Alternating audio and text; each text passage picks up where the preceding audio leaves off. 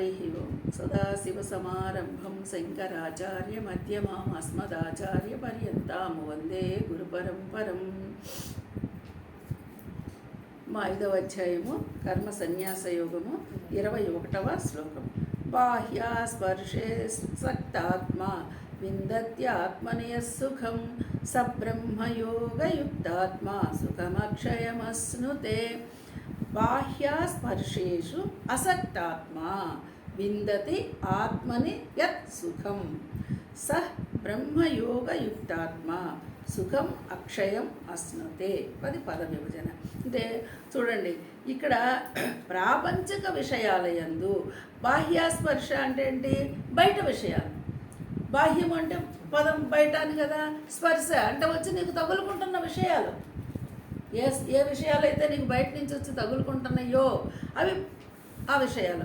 అలాంటి బాహ్య విషయాల యందు అనాసక్తమైన నీకు బయట విషయాల మీద ఆసక్తి ఉండొద్దు. బయట విషయాలన్నీ వచ్చి నీకు తగులుకుంటా ఉన్నాయి. మీరు చూడండి, ఆలోచిస్తే బయట విషయాలు ఎన్ని తగులుకుంటాయండి. దారిని నడుస్తుంటే ప్రతి ఒక్కటి ముళ్ళకంపలాగా తగులుతూనే ఉంటాయి మనకి. వాళ్ళది వీళ్ళిది వీళ్ళలాగా వాళ్ళలాగా వింటూనే ఉంటాం, అంటూనే ఉంటాం, చూస్తాం. ఇవన్నీ బాహ్యమైన విషయాలే, బయట విషయాలే. ఈ బయట విషయాలని నువ్వు ఎంత తగ్గించుకోగలిగితే అంత సుఖం. అది మనకు అర్థం కాదు. బాహ్య విషయాలని ఎంతసేపు ఆస్వాదించాలి, తగిలించుకోవాలి. మరి అలాంటి బాహ్య విషయాల యందు అనాసక్తమైన అంతఃకరణ గల సాధకుడు. ఇదేమన్నారు? అసలు ఈ సాధనలోకి వస్తే బాహ్య విషయాలు ఆటోమేటిక్గా వెళ్ళిపోతాయి.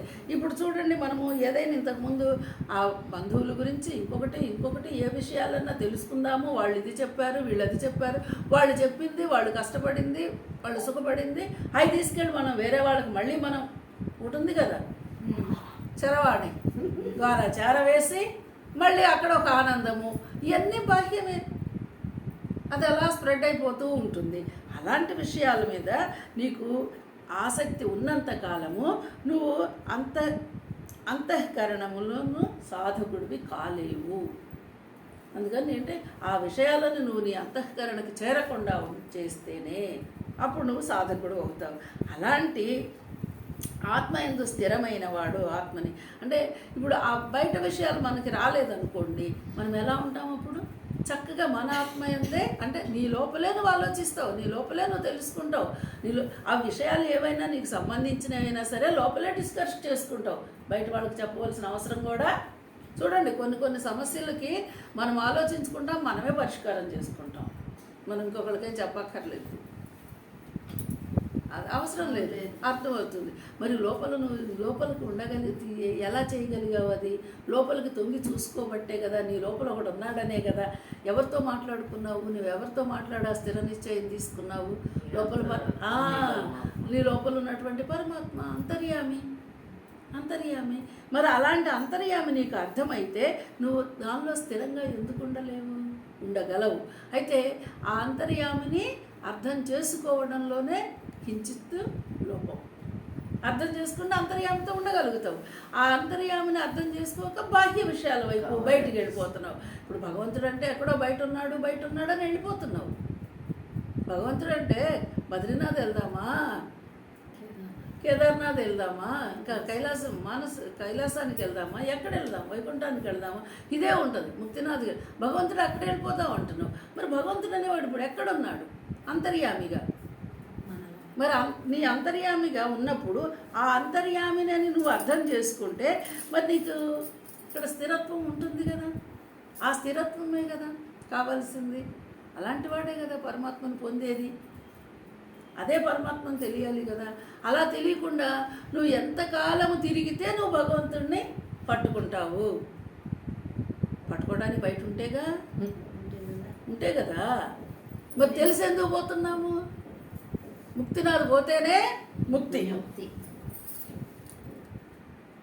మరి ఎట్లా చెప్పండి, ఆలోచించండి. ముక్తిని లోపల పొందాలా, ముక్తినాథ్ పోయి పొందాలా?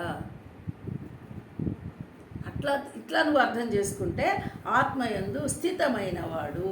ఇలాంటి వాళ్ళే ధ్యాన జనితమైన ఏ సాత్వికానందము కలదో దానిని, అంటే ఈ ధ్యానంలో నీకు ఎలాంటి ఆనందం వస్తుంది? సాత్విక ఆనందం. ఇంకా నీకు ఇక్కడ కోపాలు లేవు, తాపాలు లేవు, రాంది లేదు, పోయేది లేదు.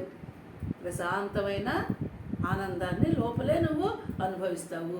ఒక్కసారి ఆ స్థిరత్వం తెచ్చుకొని లోపల నువ్వు అంతర్యామిని గుర్తించగలిగి ఆ అంతర్యామితోనే నువ్వు సంభాషణ జరుపుకొని అంతర్యామితోనే నువ్వు గనుక నిశ్చలంగా ఉండగలిగితే అసలు ఈ బయట నుంచి వచ్చేటువంటి బాహ్యాస్పర్శ ఇవన్నీ కూడా నిన్ను ఏమీ చేయలేవు, నిన్నెక్కడా కదిలించలేవు, నువ్వు అందులో మళ్ళీ పడిపోలేవు, ఇందులోనే ఉండగలుగుతావు. కానీ ఇది తెలుసుకోవటమే తెలుస్తుంది. కానీ ఆ స్థిరత్వాన్ని తీసుకురావడము ఇంకా బయట విషయాల మీదకి నువ్వు వెళుతున్నావు కాబట్టి అది కూడా మళ్ళీ ఇక్కడ పరమాత్మ లోపం కాదు, మనదే. మనం వెళుతున్నాం బయట విషయాలలోకి, తెలిసి వెళుతున్నాం. ఇప్పుడు మనము ఎవరితోనైనా మనకు తెలిసిన విషయాన్ని 10 మందికి చేరేయాల్సిన అవసరం లేదు, కానీ దానికి పేపర్లు ఉన్నాయి, న్యూస్ పేపర్, ఇగో మీడియా ఉంది, అయినా మనం మళ్ళీ పరిగెట్టుకొని పరిగెత్తుకొని చెప్పాలని ప్రయత్నిస్తాము. ఈ ముందు అది వదిలేయాలమ్మా. అది వదిలేస్తే మనకి బయట నుంచి వచ్చే విషయాలు చాలా తగ్గిపోతాయి. అంటే మళ్ళీ ఏంటి మరి మన బంధువులు మన వాళ్ళు నువ్వేంటి, నువ్వు ఎంతవరకు నువ్వు చెప్పినా చెప్పపోయినా ఇంకొకటి తెలుస్తూనే ఉంటుంది. నువ్వు ముందు కట్ చేసుకో, నువ్వు కట్ చేయి. అదేమో వచ్చేది కాదు, పోయేది కాదు. అదే చెప్తారు కదా, గుట్టుకి గుట్టకి రాని విషయాలు ఎందుకమ్మా మాట్లాడడం అని. పెద్దవాళ్ళు చెప్పిన సామెతలు ఊరికే కావు అవి. అందుకని బాహ్య విషయాలను ముందు వదిలేస్తే నీకు అంతర్ విషయం అర్థమవుతుంది. ఇది మెయిన్ పాయింట్ ఈ శ్లోకంలో. ఈ అంతర విషయం ఎప్పుడైతే నీకు అర్థమవుతుందో అప్పుడు నువ్వు చక్కగా ఆ సాత్విక ఆనందంలోనే ఉండగలుగుతావు.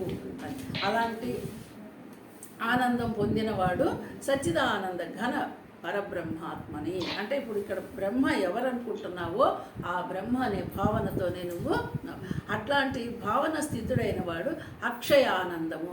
ఇక్కడ చూడండి, అక్షయ సుఖము అక్షయ ఆనందం అంటే ఇక దానికి తరుగు లేదు. అక్షయము అంటే తరుగు లేదు, ఎప్పటికీ తరిగిపోదు.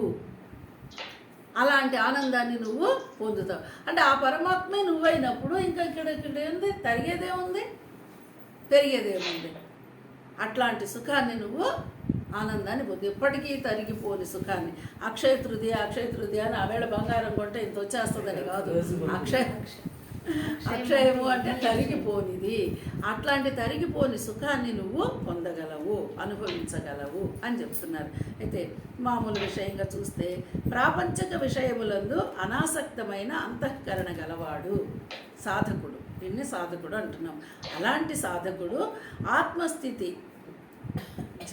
ధ్యాన జనితమైన సాత్విక ఆనందమును. ఈ ఆత్మస్థితిలో ఏమి జనిస్తుందయా అంటే సాత్విక ఆనందం జనిస్తోంది. నీకు అక్కడ పుడుతోంది ఆనందం. జనించడం అంటే పుట్టడం కదా. ఆనందం ఎక్కడ పుడుతుంది? లోపలే పుడుతుంది. బయట నుంచి వచ్చిన విషయాల వల్ల ఆనందం నీకు పుట్టదు, కానీ బయట విషయాలను విని ఆనందిస్తున్నాం, అంతే కదా. వాళ్ళు అలాగంటే వీళ్ళు ఇలాగంటే, ఇది వచ్చింది అది పోయింది, ఆ గుళ్ళో బాగుంది ఈ గుళ్ళో బాగుందంటే మనం అవి వినే ఆనందిస్తున్నాం. అదే లోపల దాన్ని నువ్వు అనుభవించడానికి అంతర్యామిని గుర్తిస్తే లోపల నువ్వు అనుభవించడానికి ప్రయత్నిస్తావు. అది ఇందులో ఉన్న అర్థం. అలాగే మరి ఈ సచ్చిదానంద ఘన పరబ్రహ్మ ఆత్మధ్యాన యోగమునందు అభిన్న భావస్థితుడై అక్షయానందం అంటే మాటలు కొంచెం కష్టంగా ఉన్నాయి. ఈ పరమాత్మను తెలుసుకున్నవాడు ఆ ధ్యాన యోగం అంటే మళ్ళీ ధ్యాన యోగం అనే పదం వచ్చిందని ఇంకెక్కడికో వెళ్ళకండి. ఆ లోపల ఉన్నవాడిని మాత్రమే నువ్వు గుర్తించగలిగే ఆ ధ్యానములోనే ఉపాసన అని చెప్పుకుంటున్నాం కదా, ఆ పరమాత్మని దగ్గరే ఉండగలిగితే అదే అక్షయ ఆనందము. ఈ అక్షయ ఆనందాన్ని అనుభవానికి తెచ్చుకోవడానికి ఈ శ్లోకాన్ని మళ్ళీ చదివి మననం చేసుకొని మళ్ళీ శ్రవణం మననం నిధిధ్యాసనంలోకి వెళితే అప్పుడు అవుతుంది. అలాంటి అక్షయ ఆనందాన్ని అందరూ అనుభవించగలగాలి. అది